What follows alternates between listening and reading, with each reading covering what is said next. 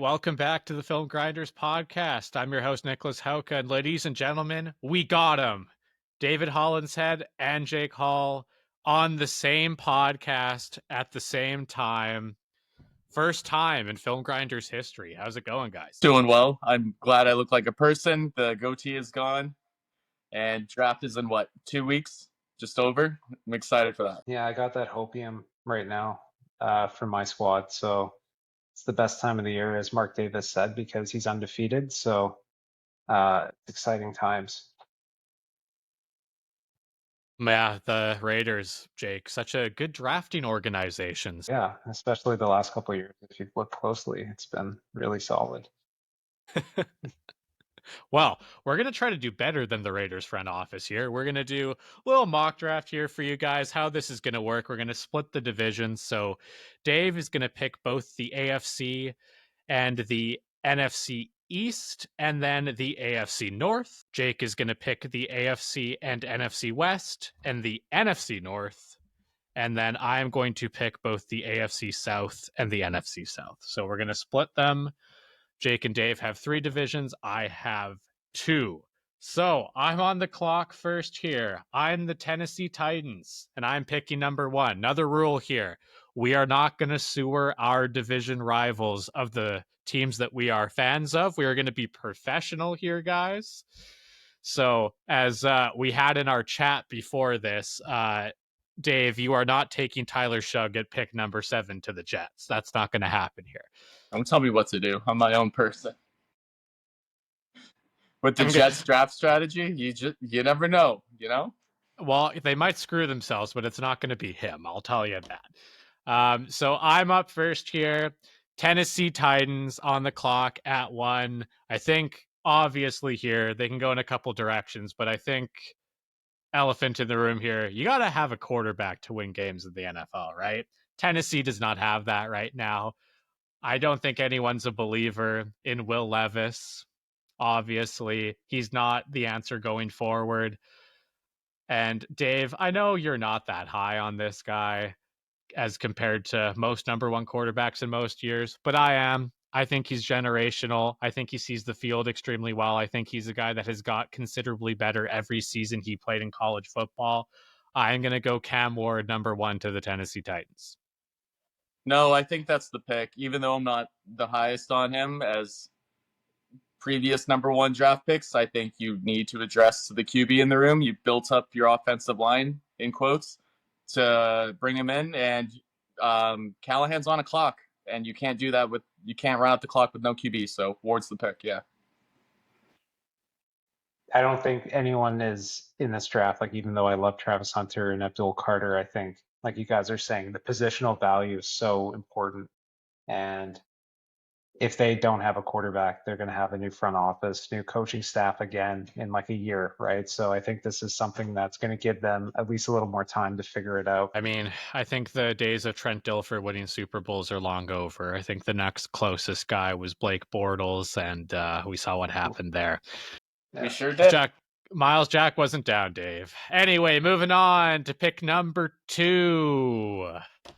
Just like the Patriots should have finished second in the AFC title game in 2017, the Cleveland Browns. Typical Nick, throw a grenade and then run away. Change the subject. So for this pick, we're hearing a lot of recent rumblings that they might go Travis Hunter. I'm going to, and yes, where there's smoke, there's fire, but I'm going to stick to the chalk, and I'm going to go Abdul Carter here. And I don't think too much needs to be said. He's just one of the only generational players on the board in the draft. You just need to improve your team, and I think Abdul Carter's the best pick for him. Yeah, and I think with that pick, now you have kind of the most fearsome edge duel in the whole NFL with Abdul Carter and Myles Garrett. That's something that's pretty scary to look at. You have a couple of weapons on defense too, with JOK and then Denzel Ward. Obviously, quarterback's still an issue here, but maybe there's someone like a Will Howard you like in the 2nd round. But this defense is looking a lot better. And obviously, Deshaun Watson isn't the answer going forward here, but at least you're kind of solidifying your defense, and maybe in next year's draft, that's when you go quarterback. you look at the division too, and as we already said, Bengals offensive line isn't great. So how are you going to get to Joe Burrow? You're going to rush him. Steelers offensive line also not great, and they also have no QB. So applying pressure to both of those teams and containing Lamar Jackson with 2 elite edges, it's not a bad recipe. I was just gonna say, in that division, especially as you mentioned, Joe Burrow, but also Lamar Jackson, right? Like that's a tough division with a lot of good quarterback play. You need guys to rush off the edge, and yeah, they're going to be terrorizing quarterbacks all year. Number 3, the New York Giants. I got 3 picks in a row. Weird. Alrighty. This is my draft now, boys.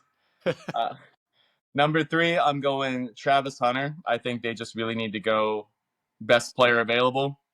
They don't have a lot of talent. They tried, as we kind of talked about in our free agency video, they at least, all their free agent signings reeked of desperation, right? So they're really coaching for their jobs, and they just need to get the best player at any position. And luckily, they got the best player at 2 positions here.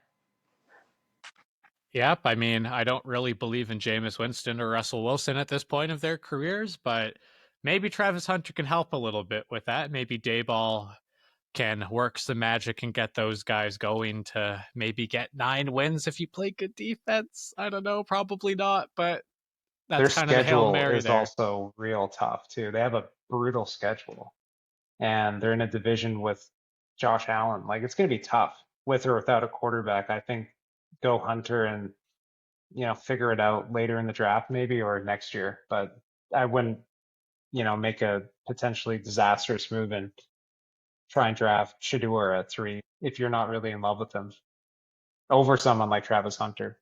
Well, that's very logical, Jake, but we're Is talking that about number likely? 1, Yeah. this is the New York Giants of new, Yeah, not the New I York know. Giants of old. And this is also, yeah, they are in desperation mode, and people make dumb decisions in desperation. So we'll see if they're True. this logical. Only time will tell. But yeah, that makes sense there. And Dave, I want to commend you on your professionalism because I know you want Travis Hunter as a Patriots fan here, and you picked him for the Giants. So good job. Keep it up. And we will get to your New England Patriots at number 4. So here I think we're going to trade out, and we're going to trade for the best receiver in the league. Somehow we're going to land Jamar Chase or something. No, here is pretty much the worst, not the worst case scenario for the Patriots. I'm actually selling myself more and more on him, and I'm pretty okay with it. It's a very eat your vegetables kind of pick, but we're going to go Will Campbell. We made a lot of free agent signings in this offseason, and to refer back to our free agency video, I love the vast majority of them, but there's still a gaping hole at left tackle. There's still gaping holes at guard even. So whether or not Campbell starts at left tackle, which you hope, or if you got to move him inside, at least you have someone who can start on the offensive line. And Mike Vrabel does have a history of picking these tackles that are just kind of dogs with shorter arms. I mean, he had Taylor Decker for a while there. He had Peter Skoronski, who ended up moving inside, Dylan Raduns, etc. So I think this is just kind of a Vrabel pick and a vast needed upgrade for Patriots O-line. Yeah, worst case scenario, he's a great guard for you, as you said, right? Like the arm length doesn't show up on tape yet, but if it does, this guy's going to be an unbelievable guard. So I think that's a really solid pick at 4. Now, would you, in a perfect scenario, as a Patriot fan, would you want to trade out in this situation as best you can? I would, but I would need the proper return, which I don't think you'll get. I don't think a lot of teams want to trade up. So I just don't see, that's the other side of the coin, right? Is what team would want to move up and what are they moving up for? Are teams really trying to overleap Jacksonville and Vegas for Shador? Probably not. So I just Or don't Janty, see maybe. coming. You never know. Yeah, true. You never know. So if that big package does come, hell yeah, I'm down for it. But I'm fine sticking and picking. All right.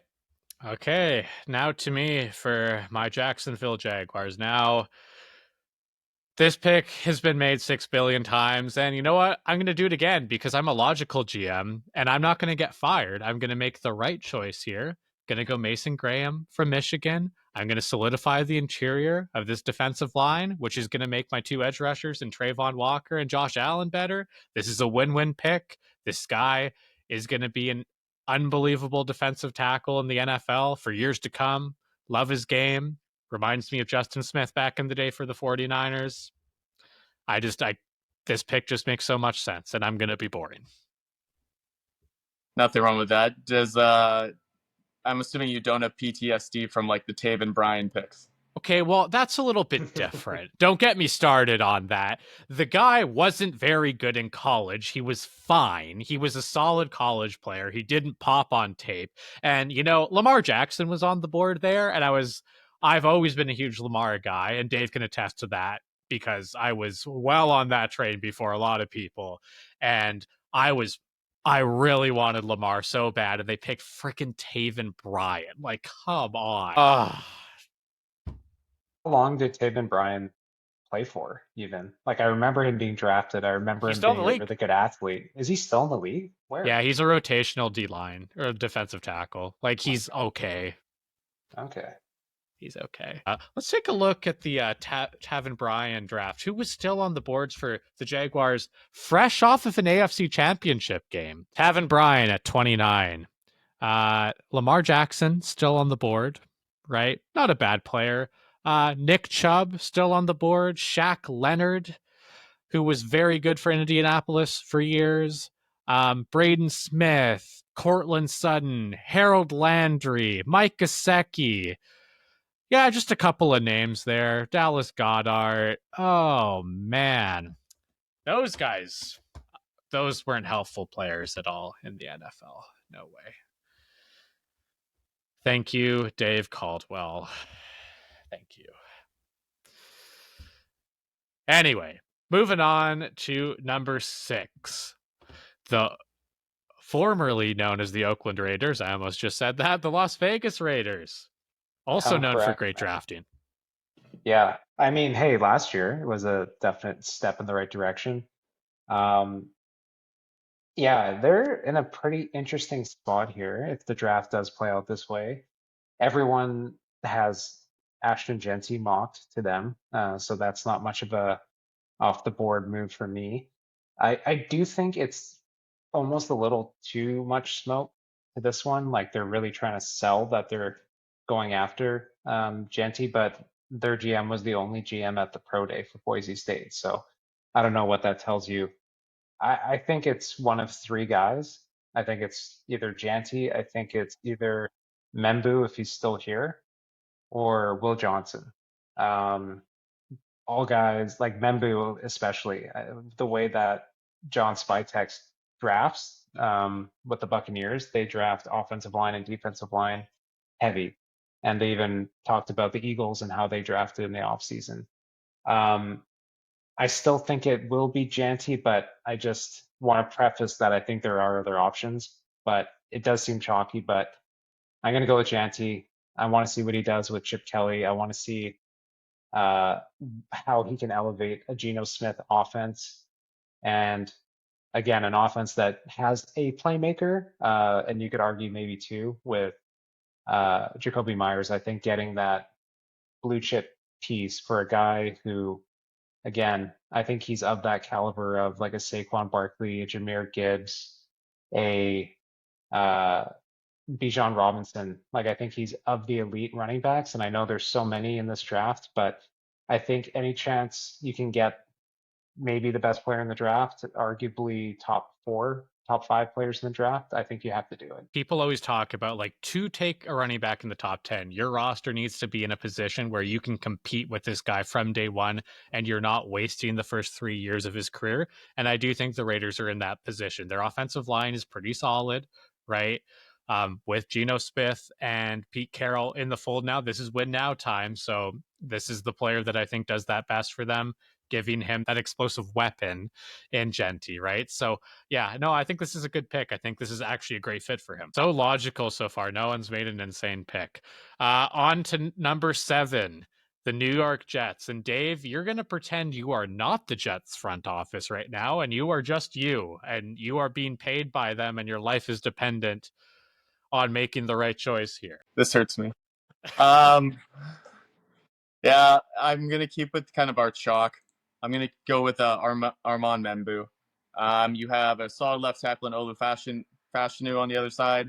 You have Justin Fields, who's kind of been shaky and consistent for his entire short-lived career, but I think you're kind of hoping that you can make something out of him, and maybe he can have a kind of a renaissance of his career, a la Sam Darnold. And you don't have a right tackle anymore. Morgan Moses has moved on to a much better team in theory. And who did you bring in? Chuks Okorafor? He literally walked out on the Patriots because he didn't want to play left tackle. So I think you got to build around Justin Fields, hope for the best, and if you're picking in this area next year, then you can make the move for your QB. But you're going to build the house before you furnish it for the QB, you know? Yeah, that makes logical sense. I wonder if the Jets will do the same thing on draft day. Although Tyler Shuck is available. Is there anyone? Oh, there is someone actually. I think Shadur Sanders would make a lot of sense here for them because they really like to give the keys to the car to their quarterback and let him dictate things. So as we saw with Aaron Rodgers, so this would make a lot of sense there. But no, all jokes aside, logical pick for them. Got to solidify the offensive line. I don't think you take a reach here on Sanders. I think this is a smart, logical pick, solidifying your front. He's my number one tackle. Like I really like him. He's young, he's athletic. I think he's like 20 years old and his metrics are all off the charts. And I'm pretty sure he gave up like 18 total pressures or something in his entire career. Like I think he has potential to be a cornerstone type player for the Jets and give Justin Fields as much help as he can get because, we saw what happened with Aaron Rodgers last year, right? Yeah, no, absolutely. And yeah, Membu has great tape too. There's that one game where he just dominates Shamar Stewart, who's really climbing up people's draft boards right now. So no doubt that this guy can do it. That would help the Jets very much going forward. We're going down to the South for the Carolina Panthers. Interesting season for them where Bryce Young actually started to figure things out in the bottom half of the season, last couple games there. So this is a tough one, right? Like, do you give him another weapon? There's a couple good players on the board. Tyler Warren is still on the board here. Now, you do already have a very good tight end in Sanders. Do you have two really good tight ends? You also do need edge here. Mike Green is on the board. He's slipping down a little bit because of what's going on with some off-field allegations, right? And Green, I think, is definitely a top 10 player, but with that going on, what does that look like? This is kind of a tough one. I'm just gonna go with the safe pick here again. I'm gonna go Ted McMillan. I think Bryce Young needs a true wideout. I think Leggett is kind of more of that power slot guy. He can work outside a little bit, and stretch the field. But Ted McMillan, great 50-50 jump ball guy, super physical. Again, as Dave has said before, more of a train than a Ferrari. But I think this is a very helpful, big-bodied target for Bryce Young to continue to figure things out. Oh, it makes a lot of sense. You are kind of in that will they, won't they figure it out with Bryce Young. So might as well give him the tools, and if he still can't figure it out, then at least and you can move on, right? I know their coaching staff probably won't have much time in the development of their next QB, but you got to figure it out, and you got to figure it out right goddamn now. So Ted McMillan's a good pick. Do you buy any of I guess his stock falling as of, he had that 40 time that was, I think for him, a pretty good 40 time.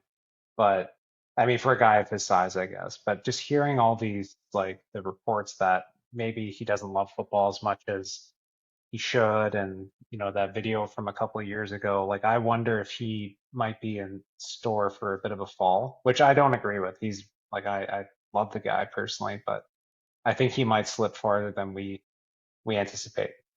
Yeah, well, yeah, that does tend to happen, right? You see these kind of weird falls. You saw it with Laramie Tunsil back in the day with that bizarre video that came out. He ended up he's had a very good career, still played at a very high level. So yeah, that's very possible that could happen. But I look at this guy and I see a really good talent, kind of a quarterback's best friend type receiver. And with Bryce Young, this is probably the pick I'm making here. And you see a lot of the players who you kind of hear about, they don't love football enough. They still have good careers. They're still professionals. They're still going to come in and do their job. With the whole 40 time thing, I don't buy into his 40 time being as good as it was. Like timing your 40 at your pro day behind closed doors instead of at the combine. I don't know. I'm still on the board. New Orleans Saints at 9. The cap hell capital of the NFL. There's Yeah. one that's building, or one pick to the New Orleans Saints that's been buzzing on the airwaves the last couple days. I'm sure you could figure it out. Well, I don't know if I've heard that, but what I do know is Derek Carr is a quarterback that works 5 to 10 yards very well in a classic West Coast system, and I think a big help for that would be Tyler Warren. This guy is an unbelievable tight end. He's definitely probably, I would say you could argue, a top 5 talent in this draft. I think the thing is, how much do you value tight ends? This guy's the ultimate competitor. You saw this guy doing everything for Penn State, whether it be as a tight end, whether it be as a wildcat quarterback, doing anything it takes to win. Freak athlete, massive catch radius. I really like this guy. Goes up and catches the ball at its highest point in contested areas of the field in the red zone. Quarterback's best friend. Dave, this is a guy that I would love throwing the ball to. Yeah, I mean, he's very Gronk reminiscent, just in that he can do everything and everything well. If even the Patriots picked him at 4 or something, I couldn't be mad. We've seen how good tight ends can be, and we look at all 3 of our teams, and we've seen what great tight ends can do and what not having great tight ends can do for you. So I think Tyler Warren's a great pick, honestly, whether it be Carr or it be Rattler. Number 10, the Chicago Bears. Yeah, so this pick is a little off the PFF board. I personally am a big fan of his. I'm going to go with Jalen Walker. I think if Ashton Genty's there, I think they would be thrilled. I think if Tyler Warren was there, they'd be thrilled. But in this scenario, these guys were gone. So I'm going to go with Jalen Walker, who, by all accounts, is a very high character player, team captain, kind of a new age linebacker, has a little bit of that Micah Parsons in him where he can be a stand up linebacker and then rush off the edge. And I mean, the Bears have really invested heavy in their offensive line and in the offense in general in the last 2 years. I think if they can figure out their defense a little bit, which is already a pretty decent defense, I think they could really take the NFC North by storm. Like, I think they might be, I feel like I'm saying this every year, but I think like this could be the year where they actually contend with, the top dogs in that conference. Yeah, I really like Jalen Walker, as you said, that very versatile linebacker who can play off the ball or on the edge rushing the passer. I don't ultimately think he'll be able to kind of like put on weight and transition into a full-time edge. I think he'll always be a hybrid guy going forward. But I love what I see from a pass rushing perspective for him in those situations. I think he's a natural at it. He has great hand usage. He takes great angles. It's just a natural instinct thing for him there. They haven't really had that great Mac backer since Roquan left. So he could be that on first and second down, third down, be able to get after it. Very versatile player. Really like his game. We're officially off the chalk, boys. I think that's the one yeah. That might be it. Yeah. That might be Good it. job, Jake. I have a hard time thinking, like, even just seeing the way that the mock drafts have been shaping up. I have a hard time seeing him out of the top 10. I've seen him mocked to like the Panthers a lot, even the Raiders at 6, apparently even the Jags, right? So it's like, who knows? But I think just talent and leadership, and he has all the things that coaches love, and I don't know. We'll see what happens. Yeah, no, I like it. It might be off the board, but I like it for sure. All right. On to a team who is getting bad very quickly, the San Francisco 49ers. Yeah, this was a tough one too. I think there's still a lot of options on the board I like. I kind of think that Calvin Banks Jr. Might be the guy here, and they have aging. They have the best tackle in football, but he's aging. He's like 38 or 39. Um, they're at a point where they're going through a transitional phase, and Kyle Shanahan loves athletic big linemen, and Calvin Banks moves really well in space. I think he fits exactly what they want to do. And I mean, again, they're eight. Like I've never seen a team age so fast in like one off season. Like half their team's gone, uh, and their best player is like 38 or 39. So it kind of, maybe it's time to transition to a new era. And I think Calvin Banks is a guy that you probably put him at right tackle opposite of Trent Williams for a year, and then see what happens with Trent, and then he slides in, and it's a pretty natural, seamless fit. Yeah, at worst, he's starting anywhere else on the offensive line and then eventually fills in at left tackle. Like we talked about in our free agency video, they're just bleeding talent. They need to get anything in the board to kind of stabilize this fall, or at least have some sort of springboard to come up off of. So I think Kelvin Banks isn't maybe a we're going to win next year pick, but it's certainly we have a pillar down the road. Yeah. And you got to do something to protect Brock Purdy, right? It appears that the 49ers believe he is their franchise guy moving forward, and you got to protect the franchise. You can say with that what you will, but that appears you seem very convinced that he's the franchise. Yeah. I would personally have a little bit of disagreement with that. I think he's really good. I don't know if he's a franchise guy, but I think he'll always be in that, like, I don't know. What would you say? Like, maybe like 8 to like 12 range ish, Yeah. kind of. And that's a $55 million player in this day and age, right? So, yep, got to protect him. I don't know, guys. They brought in Mac Jones. Do you like footballs being thrown at the feet of your receivers, Dave? I loved it for 3 years. I want to see more of it. I saw it for 8 games last year, and I had more than enough of it. I don't know how you put up with that for that long. A lot of drinking. Speaking of not liking putting up with things, the America's team, quote unquote, the Dallas Cowboys at number 12. Yeah, there's a lot of different directions that I would think about going here. I thought about Shooter for a while as the picks were leading up, just because of the connection. Jay just traded for Joe Milton. That's your future franchise quarterback right there. Also, yes, thank you for the basically 6th round pick. I also thought about Jahdae Barron, keeping him in house, just getting that versatile defender. I'm going to go it's not really off the board, but it's going to be a little bit of down the board here. I'm going to go Omarion Hampton. I really like Omarion Hampton. I'm currently working on my top 10 running backs. He's at number 2 for me. Spoiler alert, I just really like him. And they don't have a great guy in the backfield. I think if a great receiver was on the board, if Tet was still on the board, that would maybe be the pick. But I think they just need something to take the pressure off of Dak, right? Man, I love Hampton though. I think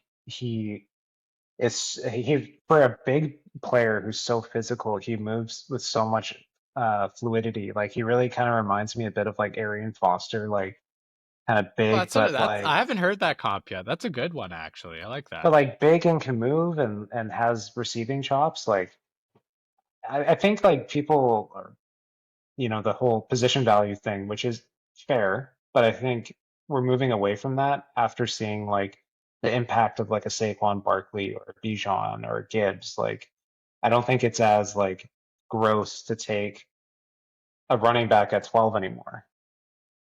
No, I'd agree. I think we're kind of in the shift where we're moving kind of backwards to go forwards, right?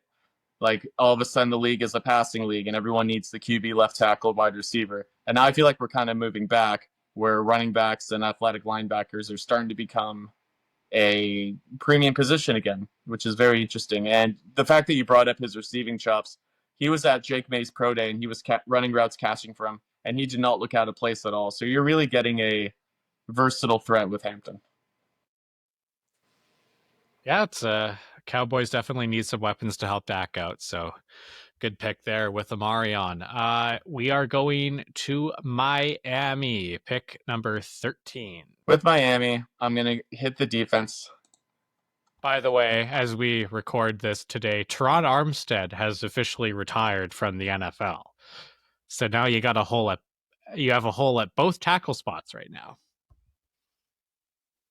I did miss that, but I don't think that's going to change my pick. I was thinking about going defense, but now I'm kind of tossing in between him and guard now that that's kind of been put out there. Yeah, I'm going to change it up a little bit. I'm actually going to go with Gray Zabel. I think he played tackle at North Dakota State. He's more likely than not going to be switching over to guard just because of his measurables and his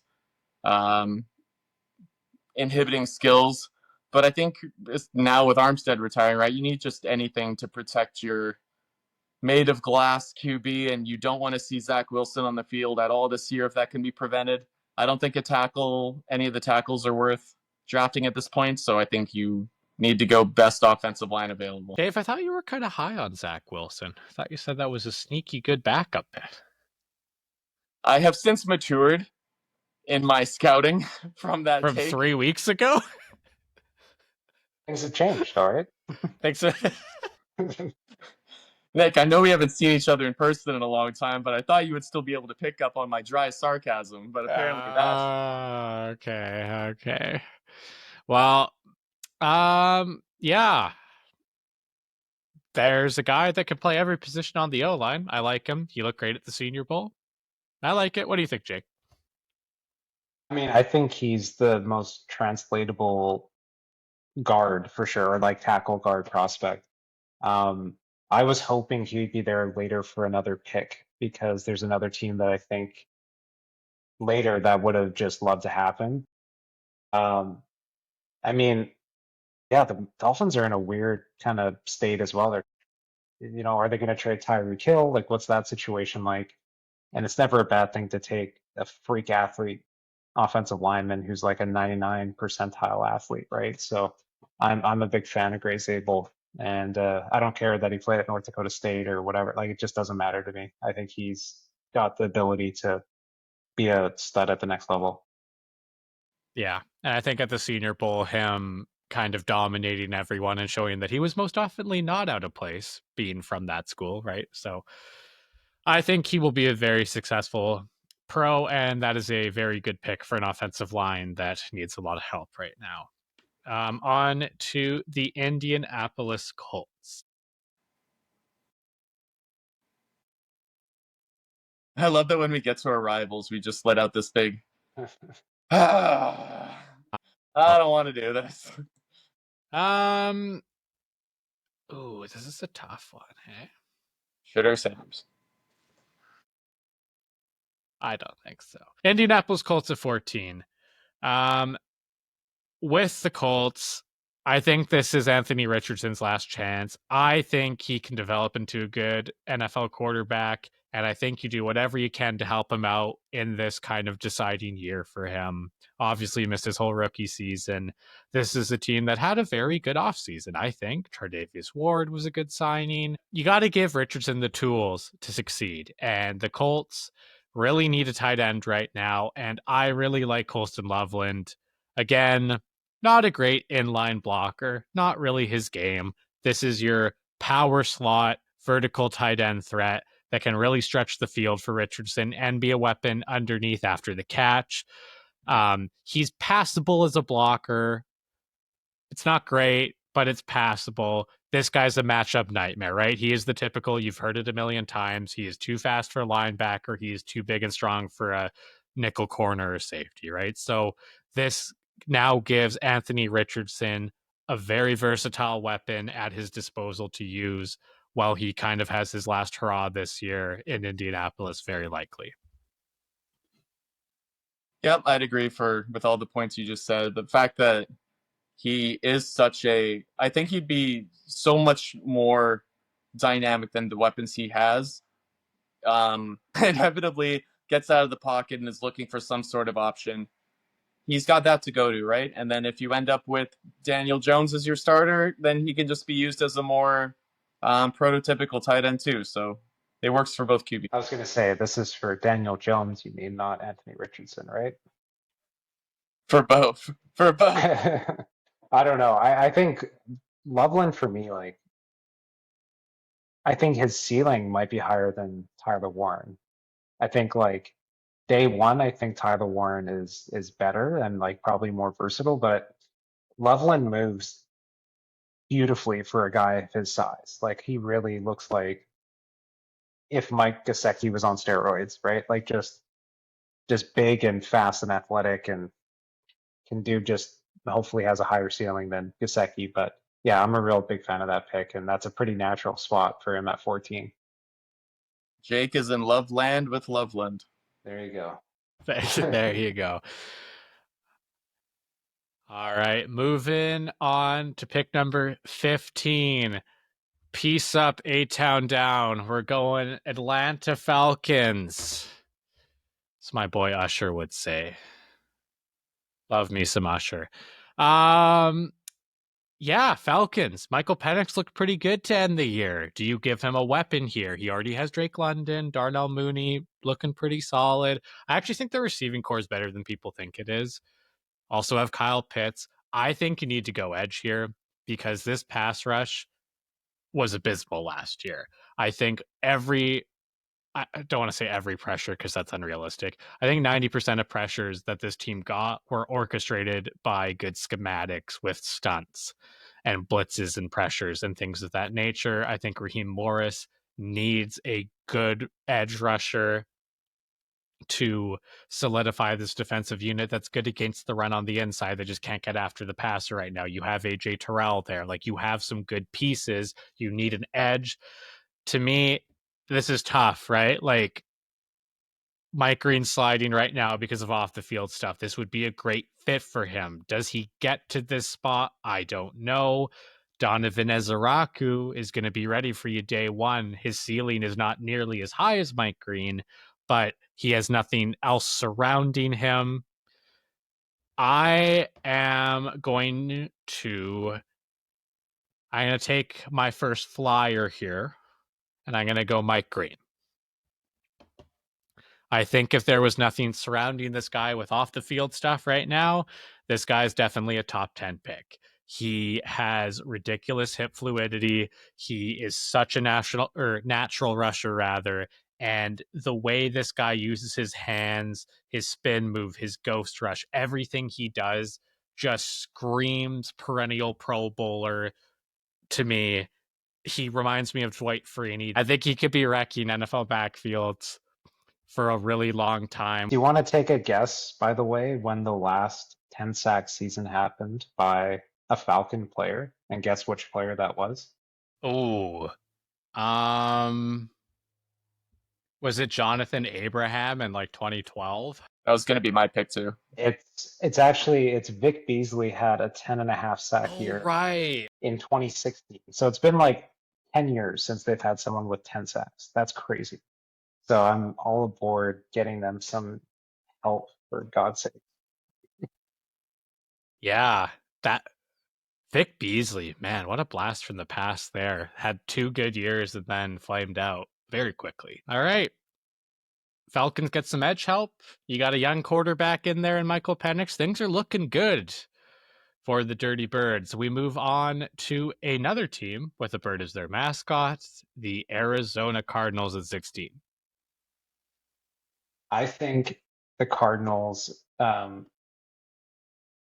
they're in a weird spot with Kyler Murray, right? Like, he's their franchise, but is he their franchise, right? Like, there's a lot of off the field things that have happened with Kyler that have kind of given them pause a little bit, like all the Call of Duty stuff and that weird note that his agent put out. If you remember that, that was a weird thing.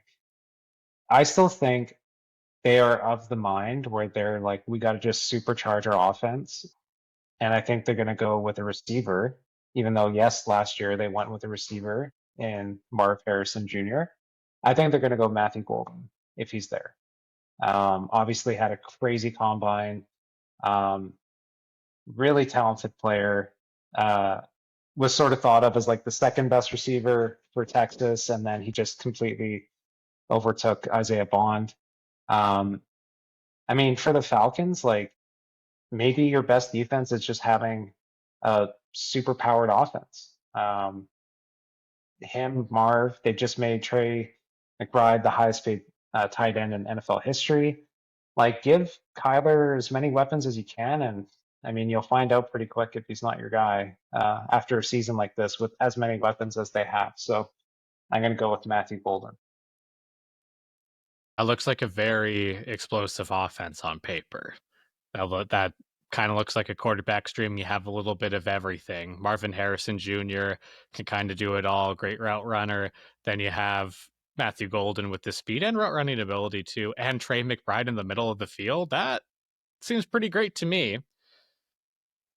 Yeah, like I kind of said a lot on the other podcast. I think that they're kind of building their team to be like one of those college shootout offensives where they're winning games like 46-42 or whatever. I think Golden kind of reinforces that. I really like Golden. I comped him to Deion Branch, who obviously holds a place near and dear to my heart. Just a smaller, speedy receiver who's a much better route runner than I think a lot of people give him credit for. So I really like this pick, and I think Kyler would really like it too. Yeah, I don't think quarterbacks would be complaining about having 3 legitimate weapons at their disposal. Moving on to a team that has a quarterback with lots of great weapons, but no one to protect him, and a defense that is invisible. The Cincinnati Bengals at 17. Yeah, here I'm going to go Shamar Stewart. I think you just need to pick one of the best defensive players, one of the more hopefully safer picks on the board. With Hubbard retiring and Hendrickson maybe on his way out anyways, that leaves like gaping hole at edge. And the fact that your defense lacks any talent whatsoever, basically, right? Like right now you have Joseph Asai lining up as like your top edge player. That's honestly just not good enough. So I think you just need to pick the best player on the board that's going to contribute right away. And I think Shamar Stewart's your best pick. Yeah, I think Shamar has a really high ceiling, and I don't know how long it's going to take him to get there if he gets there, right? I think he isn't an overly natural rusher, but he's super powerful. And I wonder if slimming down will make him even more explosive and an even better edge. So yeah, we'll see. Like this could be a great value pick at 17. This guy could be an all pro. And because he's so strong and powerful, I do think his floor is really solid too. I think this is a really safe and solid pick for a defense that really needs some help. And we were talking I think it was our previous mock draft, teams that are picking kind of around this area perennially, just never really getting better, not tanking bad enough to get the top end talent. You got to pick a guy with a high ceiling and maybe take a bit of a risk on whether he's going to hit that ceiling. I think Shamar kind of embodies that. Yeah, total freak show athlete. Just hasn't put it together fully on the field, but total upshot play. And I mean, for the Bengals, like you have to, like their defense last year, despite having some pieces, was still pretty rough. Yeah, I mean, led to the firing of their defensive coordinator, who a lot of people coveted. So I think they have, for me, it's offensive line or it's defense. I think that's the only thing they should be thinking about. What about a third receiver for Joe Burrow? Yeah, why don't we get another one? Why don't we trade up to draft one? Yeah. Yeah. Oh my gosh. I think a Luther Burden right here would be a really good pick for them. You know what? When I was like 12 or 13, I was playing Madden 11 and I had no concept of defense. And I think I did like a Green Bay Packers franchise, and I surrounded Aaron Rodgers with 5 legitimate like 90 overall receivers. And I went empty and ran 4 verts every single play. Wow, what's changed, Nick? I learned the game. I So learned then how you to switched play. your offensive philosophy to like flex bone and Yes. Yeah, I love running the ball. On to number 18, the Seattle Seahawks. Yeah, I look at Seattle and there's a few draft rooms, or I guess there's a few position groups in the NFL where you're like, wow, that is bad. Like Raiders running back room right now, bad. Seahawks interior offensive line, bad. And you have a quarterback who you just signed, right? Sam Darnold. Where does he struggle? When he gets pressured up the middle. And that's exactly what the Eagles did to him in that playoff game, and it was a disaster. So I'm going to give them Tyler Booker from Alabama. I think the Seahawks have a good roster. I think they've, managed well. Josh Schneider's a good GM, but man, you need help immediately. And when they didn't sign anyone in free agency, that was kind of wild to me. Like I thought they were going to throw the bag at somebody on that offensive line, and instead they're like, "We'll go with Cooper Kupp." Okay, sure. Like that's not going to help your interior offensive line. So I think that leaves them to draft one at least in the first two rounds. But I'm going to say Tyler Booker, Alabama, guard at pick 18. This is a Snyder very has literally come out and said that he doesn't value interior offensive linemen, which just makes me pound my head on the table. It's like, well, we saw what happened last year. Like they have Kenneth Walker, Geno Smith, DK Metcalf, JSN, and they couldn't do anything. It's like, well, because nobody has time to do anything. You have Kenneth Walker and Charbonnet, and you can't run for like 200 yards a game. Like it just blows my mind. Like you It's have like to you're wrapping invest in your your Ferrari in offensive line. paper towels. Like Yeah, it you're just not doesn't make sense. protecting it. No, it's brutal. Yeah, I was gonna say this is a great pick. I just don't think like this is a John Snyder pick, right? I don't know. Like, he has drafted tackles in the past, but you're right. Like, not a big investment on the interior. That is what they need, though. We'll see if an old man can change his ways. Um, you can't teach a dog old or an old dog new tricks, they say. We'll see if John Schneider can learn. Tampa Bay Buccaneers in 19. I'm up. Bucks. Hassan Reddick signing. I liked it. 1 year prove it deal.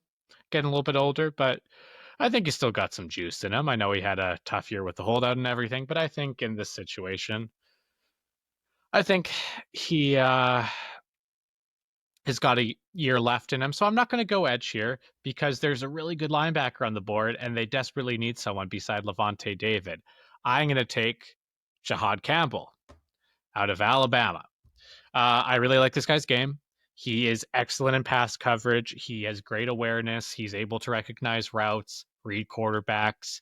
The best linebackers in zone coverage are able to keep one eye on the quarterback and one eye on the receivers and read the route distribution coming at them. And Jahad Campbell does that constantly on tape. He's a plus athlete. He also offers you a little bit from the edge, too. Not quite as good as Jalen Walker, maybe a step below, but he does have some juice there, too. So if you only want to have, if you're in a dime package or something like that, and you want only Levante on the field, he can do that for you. So really versatile defender, and I think when Levante's done, he can take over in the middle for you as well. And we should consider that Levante David was drafted when the only iPhone was an iPhone 5,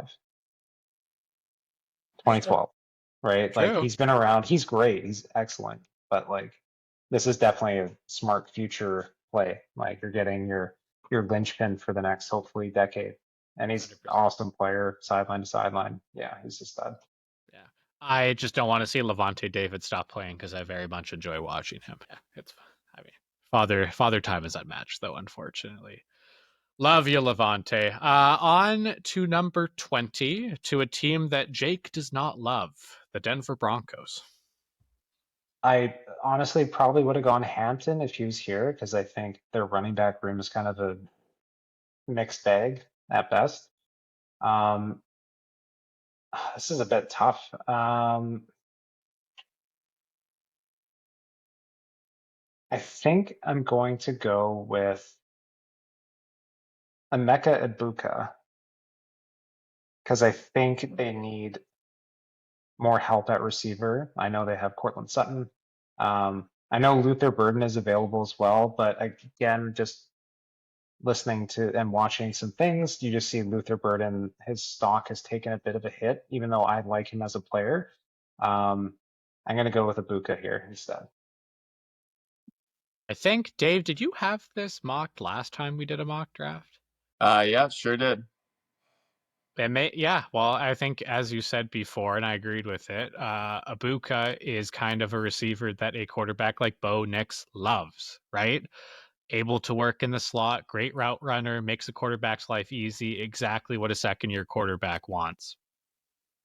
And you can kind of comp his skill sets to another Ohio State receiver that played for Sean Payton, Chris Olave, right? So if he kind of wants to recreate what he did in New Orleans, why not get the younger version of him?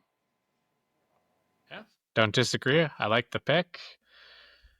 I know Dave isn't very high on Bo Nix, but I think he's a really good player, and that's not a biased opinion because I'm a Ducks fan. I just think he's a good player. So help I him agree with out. Dave. Huh? I agree with Dave. Thanks, Jake. I think he's fine. I just he's also like the oldest player who's ever lived to get drafted, right? Like, Whoa. I'm Okay, joking, of course, hey, let's but not forget about my fellow ginger Brandon Whedon, rookie at 28 years old, or 29 maybe, even by the time the season started. I'm with you. I'm just saying, like, how much untapped potential is it? Yeah, maybe he's a late bloomer. I don't know. I think I have a couple coming up here. Holy smokes. Pittsburgh Steelers at 21. Steelers, I think we got to stop the slide and we go Shedeur Sanders. We talked about in our free agency video how they lost their left tackle. They have Mason Rudolph is their QB in the room, which is super promising, obviously. But in case that doesn't work out, you want to get someone else who also doesn't have the highest ceiling, but can hopefully raise the floor and hand the ball off to Jalen Warren. And maybe throw a flutter touch ball to DK Metcalf and George Pickens and hope that works out for you. But you got to do something, right? And when he's sliding this far down, I think you're running the card up and you think you're solved for at least a year or two. Do you think the Steelers right now are really testing, like, is it automatic that Mike Tomlin can get us to 500 or just above? I think that's been their philosophy ever since he won the Super Bowl, honestly.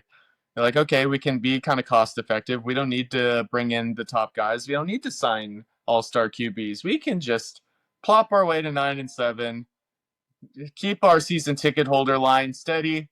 It's not going to go up. It's not going to go down. We're just happy where we're at. Yeah, I would say since like 18, 19, like when the AB era kind of ended, because that was a pretty talented team with Le'Veon Bell and AB. Killer B, the Killer Bees, when they had him and Love, yeah. Yeah. Stuff. But since then, hasn't really looked great for them on paper, but they find a win-to-win game somehow. But they're not even really then, right? Like Antonio Brown was a 6th-round pick, so it's not like they were investing in receiver either. He just happened to develop. Well, hey, they had Mike Wallace, and they had Hines Ward, who was really old, and they had Heath Miller, who was also really old. Marcus Wheaton. Oh, Marcus Wheaton. Oh, do you remember what was his name? Who was that other receiver? Martavius Bryant. Oh, the guy that John Gruden called the White Tiger. Did he call it that? Yeah, it was something like, because do you remember he was a Raider for like an off season? Yeah. And yeah, that didn't go well. Wait, a receiver that's somewhat washed up going to the Raiders who's fast and it doesn't work out? Never heard of that before. Crazy, right? Yeah. Crazy. All right, Shedeur at 21. This looks pretty eerily familiar, hey guys, to when a certain long-haired quarterback out of Pittsburgh was taken by the Steelers not too long ago, but maybe Shedeur Sanders can do differently for them. We'll go on to 22 with the Los Angeles Chargers. I think this is a pretty natural pick. I'm surprised he has fallen this far. We're going to go Will Johnson. Harbaugh knows him well. He had his best season with Harbaugh 2 years ago. And I like Will Johnson. I think he had a bit of a tough year with injuries and straight up he just got burned a lot. And I think it's a turf toe problem is what everyone's been saying, like, but it's like a severe problem. And I think that might have scared teams away a little bit because when guys are getting beat up in college, it tends to linger into the pros a bit.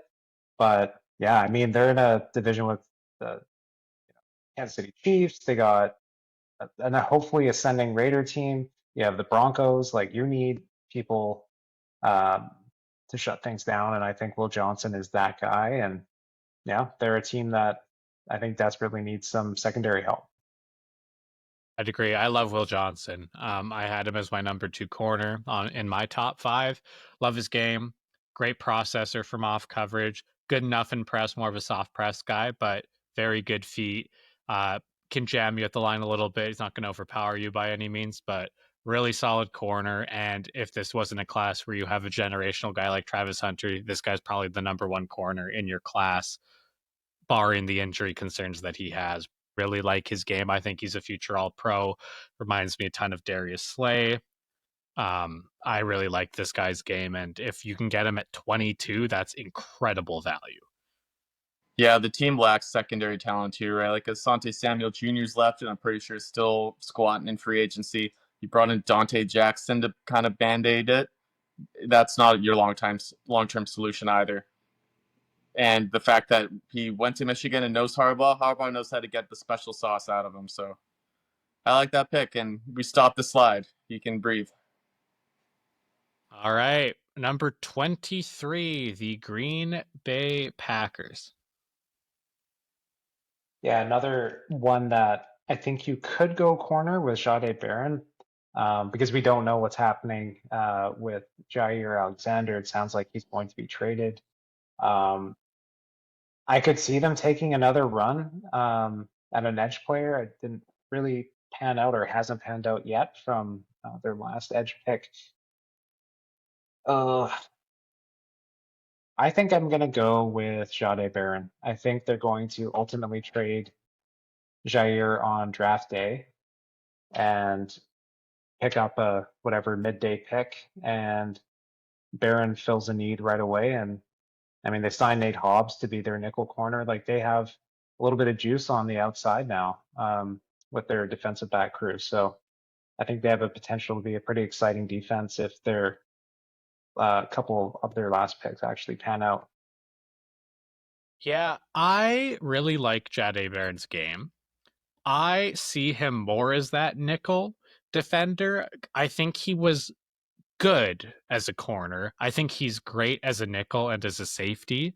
So I wonder if they would maybe take a flyer on, say, a Siobhan Revell here, maybe a Trey, maybe a little bit high for Amos, and or an Azariah Thomas. I think Azariah Thomas fits their press cover man, cover one scheme very well.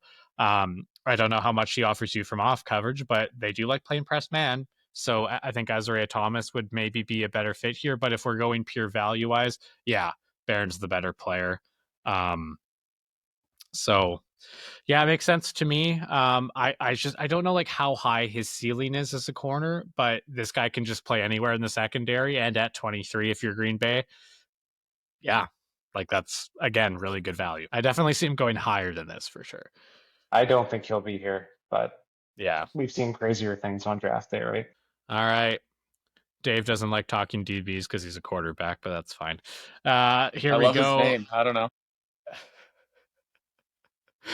Pick number 24. The Packers' division rivals, the Minnesota Vikings. Yeah, I think following the theme of recouping after free agency, and again, a guy that's still on the board and he'll be the highest on all our boards here is Malachi Starks.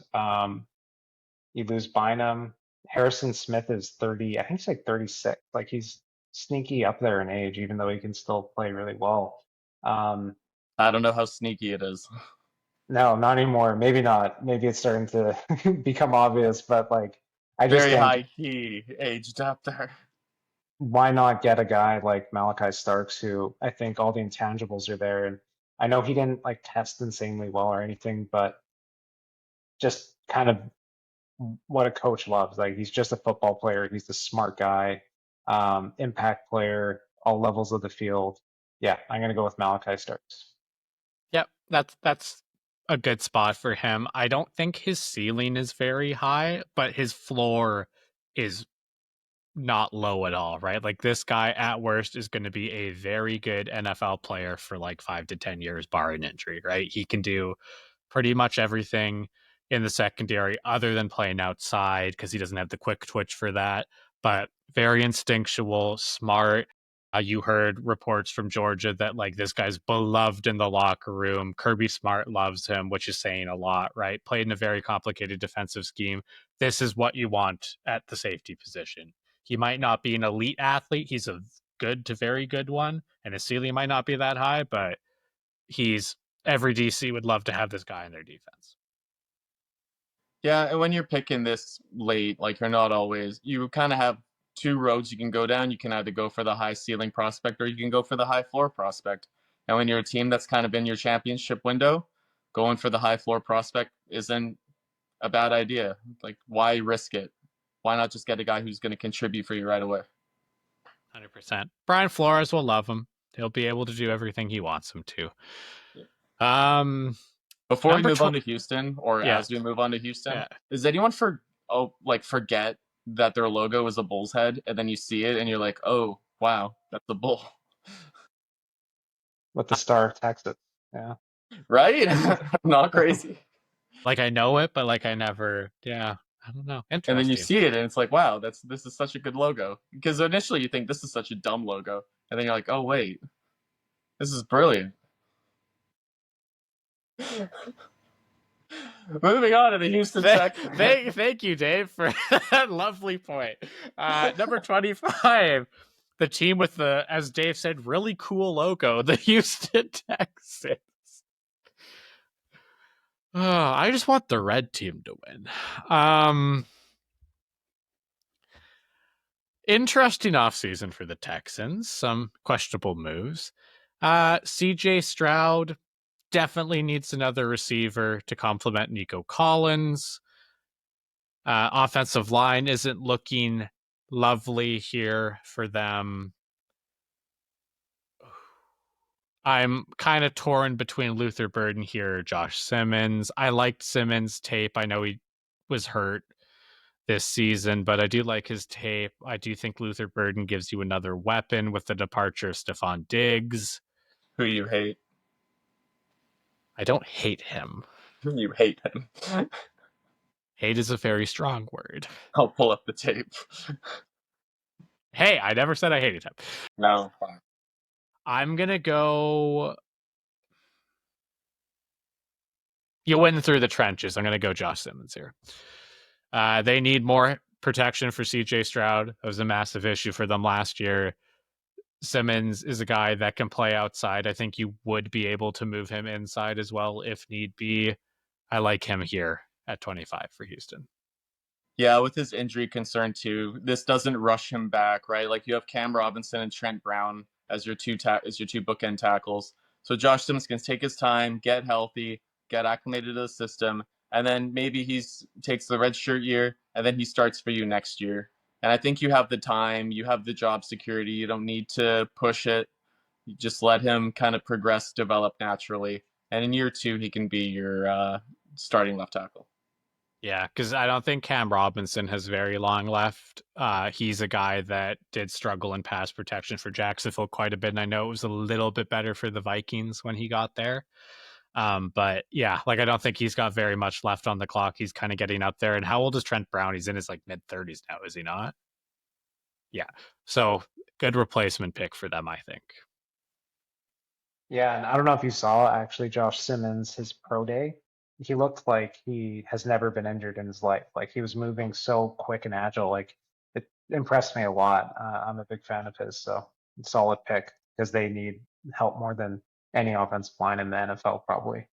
Yeah, absolutely. Is there an update on when he'll be ready? I was hearing a couple weeks ago it'll be like week 1 he would be good to go. If you watch that pro day, which Yeah, just his pass sets, you're like, oh, this guy could play tomorrow. Like, I know that's not the case. It's only been 5 or 6 months, but yeah. he looked good. He looked like he could play probably week 1. Yeah, that's why I asked too, because if he's moving that well already, maybe his timeline has accelerated, which would maybe further entice teams. Because I think he's a really good talent here. Would probably would be way up this board if he hadn't been hurt this year.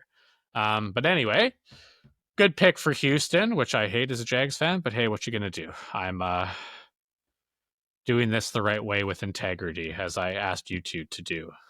Uh, to when we started here, on to pick number 26, the LA Rams. Yeah, interesting now that the Rams actually draft people and they don't trade. They knocked it out of the park last year. I would have loved Colston Loveland. At this point, oof, I'm gonna say Josh Carnley Jr. I really like him as well from Oregon. Moves very fluid, big, strong, athletic, and build up that offensive line that, sneaky, not really great right now. And they've invested so much in their other pieces on their offense. Why not keep Matthew Stafford upright for another, 1, maybe 2 years? Yeah, that's a good pick. I think because Matthew Stafford stands in the pocket and just allows himself to get abused without complaining, I think people might underestimate how good the Rams offensive line was the last couple of years because it hasn't been very good. Stafford gets hit a lot, but is just tough as nails and hangs in there. So I like that. I really like Connerly, not just because I'm an Oregon guy. He is a really solid player. This is probably about where he would go, if not a little bit later, but I think this is a really good fit for them. All right. Number 27, the Baltimore Ravens. The Baltimore Ravens. Just looking over the board at the guys that are kind of falling here, like Michael Williams, I don't think will reach this far down, but looking back, like we've made picks that I all agree with, so I'm kind of shocked about that. I don't think he quite fits what Baltimore does on defense. I don't think he is much for a stand-up rusher, so I'm gonna bypass him and go for a guy that I think comps to the rushers that they have and will be a great replacement for Kyle Van Noy when he inevitably gets bitten by old man time. I'm going to go, and a guy who I'm personally very high on, I'm going to go Donovan Ezeraku. He's probably one of my favorite rushers in this draft. As I said, I think he fits their scheme very well. If anyone can get the secret juice out of him and make him just as productive an athlete in the NFL as in college, I think it's the Ravens. So my boy Ezeraku. Yeah, born to rush the passer. I don't think the ceiling is overly high, but the floor is brought up very nicely for him. He will be disruptive on the edge for years to come. Very reminiscent of Yannick Ngakoue, has the cool name to match as well. Really like his game. Good pick for a true contender like the Ravens here at 27. Yeah, love that pick. And Ravens know what they're doing, especially with edges. They always seem to have pressure. Love it. Love it. All right, on to the Detroit Lions, who are no longer a joke of a franchise and are one of the NFL's elite now. Unbelievable. Maybe it could happen to the Jaguars. That would be nice. But anyway, Lions at Thanks in 28. part to Jared Goff, who is the greatest athlete in the NFL right now. That's Did you that's a see his flaming hot receiving take. touchdown? I'm just saying. That's not a Homer Cal pick at all, is it, Dave? No? What? Do I even like Cal? I don't know. Never heard of him. All right. Who are we taking here? This one's a bit tricky. I think I wish the board had fallen a little bit differently for me. I think what really hurt them last year, I think, first of all, it is a defensive pick, just given they gave up like, what, 50 points or something. I'm going to go James Pierce. Okay. I'm not the biggest fan of him. I think he had quite a combine in some ways, and actually in other tests, not so great. But they need something across from Aiden Hutchinson pretty desperately. And man, like they just were so decimated. It's hard to say, how close their defense is to contending, just because half the team was out, Hutchinson especially. But I think they should just load up and keep building that defense. And, they have a strong offense already. They have a good quarterback, good weapons. I think you build the defense and hope for the best. Yeah, he's such an interesting prospect, right? Like unbelievable testing in certain things at the combine, very average to below average in others. If you watch him on tape, I've said before, and a lot of people have said too, for that matter, I don't think I've ever seen a player miss like easy sacks as much as him. He'll do the hard part and get around tackles and then not be able to tackle the quarterback. It's very, very odd to watch. I'm not overly high on his game too. I really do think he's a one-trick wonder with just having an incredible first step and hitting the edge, and I don't think he has a lot off of that. But again, pass rushing to a degree is teachable. I'm a firm believer that you have to have somewhat of a natural ability of knowing when and where to make moves and what angles to take. I do think that's mostly instinctual, but you can teach a lot and you can get to a certain level. And because he's so disruptive, I think he does have a high ceiling. And being paired with Aiden Hutchinson, who I will admit I was wrong on. I was very low on him coming out of college. I will admit it. I was wrong. There it is. Finally admitted it after how many years? Pairing those two together, that's a great duo to have if Pierce can figure it out. And that gives them the ability to get to quarterbacks. So I like it. Maybe I'll be wrong about Pierce too, and then I can just be the idiot who just was hating on Detroit's edges for no reason. You gotta stop hating on Detroit players, man. I know. What's wrong Their with me? QB, their edges, man. Okay, I don't hate Jared Goff. I'm low on him compared to you. And he has proven me wrong. There's another guy, very wrong on him. But I also think What I'm saying. a lot of people were very low on him after his Rams days. So yeah, well, you know who wasn't? you weren't. I will give that to you. Dave genuinely thought he was going to figure it out the whole time. Or he put on a very brave face. Anyway. I have died on many a hills. But through that, I find resurrection. Okay. All right. Here at 29, a team that does not have to put on a brave face and endure a terrible owner anymore. In fact, they had some success last year, the Washington Commanders. Commanders, I kind of have two minds about it. I thought about going Michael Williams. They still have a big need at edge, but they also have a very crowded edge room. Now, that doesn't, just having a crowded room doesn't stop you from taking that position, but it might. And I think if you think you're in your window, you don't want someone to be competing, have to develop, and then maybe eventually start contributing. You want someone who can contribute right away for you and hopefully push you over the top. So for Washington, I'm going to go Nick Eamon-Worry. I like it. Like, why not bring in a super athletic chess piece kind of player who can play in the box? He can play center field. He can, and in a division where you're facing off against the Eagles, who do have a lot of explosive playmakers, you want to be able to match that on your defense too, right? So I don't think it's a bad call for them to go get this guy. No, I love his game so much. Like, just a physical freak, the definition of it. I could see him going a lot higher than this, actually. I think he has all the movement skills that Cam Chancellor did, and they're pretty similar sizes. If you're just grading from a physical perspective, I think he's less physical, not as hard of a hitter as Cam was. But the things that people didn't talk about with Cam was his ability to turn and run with receivers at his size, right? Which is very rare to see. His ability in deep zone coverages when he was actually put in that position to play those at an elite level. And I think Nick Eamon-Worry can do that. I'm a massive fan. His tape is so fun to watch. Very versatile chess piece player who is also a physical freak. You can't go wrong at 29 taking him here. All right. Number 30, the Buffalo Bills. The Buffalo Bills.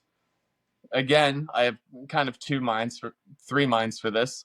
2 minds. We could either go defensive line or we can go cornerback. And I think there's a player sliding down the board that I think makes a lot of sense for them, and they have the opportunity to wait for his development. And I'm going to go Michael Williams out of Georgia here. You have Gregory Rousseau on one side. I think he's kind of solidified as like your solid edge. You brought in Joey Bosa as like a rental kind of player. I don't think he's long for Buffalo. So I think if you can take Michael, he rotates in, kind of quasi redshirt year, learns from two very good pass rushers, and then in his year 2, year 3, makes that jump and is just a seamless hit the road and run down the road. Yeah, and Sean McDermott always does a good job of getting the best out of his edge players, even when they're maybe not the most talented in the world. So actually getting a physical freak like Mikal Williams in the room will maybe do wonders. And this could be a very good fit for him to get to his ceiling that he very possibly could get to, because he is a very high ceiling prospect. It's just whether if he can get to it or not. And build on a strength, like you guys are saying, right? You already have great pieces on that defensive line, just keep adding to it. And that's how, again, like a team like the Eagles have been so successful, because they load up in one spot and then just kill everyone. It's a great point. And again, like you, as much as I am very much a skill position player and coach, you win through the lines. I firmly believe that. As Dave can attest to in his junior football days when he had 1.5 seconds to throw the ball and would get hit all the time. So, all right, moving on to pick 31, everybody's favorite team, the Kansas City Chiefs. All right, Jake, what So- singer do you have them picking? Pardon me? What singer do you have them picking? Oh my gosh. Yeah, I think they should really go with Cam Scatterbo here. No. There's a couple players that I'm honestly a little surprised are still on the board. I think I'm going to go with Walter Nolan. I really like Walter Nolan. I think if you told me when it's all said and done, he's like the best defensive player in this draft, 5 years down the line, I honestly could see it. Like, he has that type of talent and that ability. I think he was the #1 high school recruit his year. And I know for some that doesn't mean much, but it does show that you have a baseline athleticism that's pretty wild, and he has some insane plays on his tape. So Chris Jones, he's making like $35 million a year or something crazy.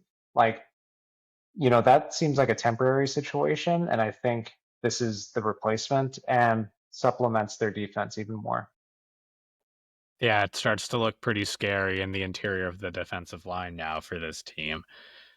You have some okay pieces on the edge too, like Karlaftis is a very good player. So yeah, that really rounds out that defensive front, and that's pretty scary looking. I really like Walter Nolan. He shows a lot of explosive plays. It's not consistent yet, but in the right situation. And there's been some maturity concerns with him and stuff like that, allegedly. If you get in a winning locker room like this with Andy Reid as your head coach in the Chiefs locker room, as much as everyone loves to hate on them, they do things the right way. So this would be a great fit for him. It's going to work out if he's there, hopefully, for him. All right.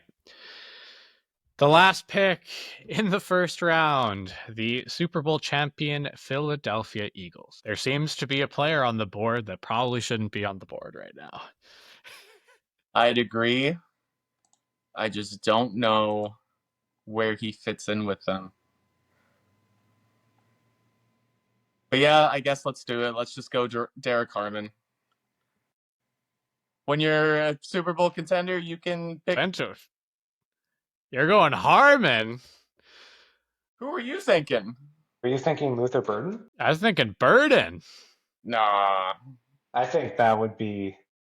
I think if we think about the Eagles, they always draft, they really value interior guys, and Milton Williams is gone as well, right? It makes I vibe with it. Yeah, I guess so. I just don't think he fits the same role as a Milton Williams does. I was kind of hoping Walter Nolan was going to drop one more pick. So damn you, Jake. But they do need to up their defense. They did lose Josh Sweat, and they brought in a bunch of Azeez Ojulari, Josh Uche as like hopeful band-aids for that, but they didn't really make any moves to try and improve their D-line. So whether it's Nolan, Harmon, Darius Alexander was probably another idea I would have. Just somebody who can kind of be an interior strength, bolster that interior. Yeah, well, that would fit their mentality, and I would never argue with the Howie Roseman move because that guy kind of seems to know what he's doing a little bit. I don't know, call me crazy, but You can't really question what they do at this point. yeah. Anyway, guys, that's our mock draft. Thank you to Dave and Jake for tuning in. Finally, getting our busy schedules together. Hope you guys enjoyed. Always remember, like, subscribe. If you guys didn't liked anything, let us know in the comments. We'll see you guys next time on the Film Grinders podcast. Thanks for listening, guys. Thank you for listening to the Film Grinders podcast. Make sure to follow us on all your favorite podcast platforms. From me and the guys, thank you. We'll see you next time.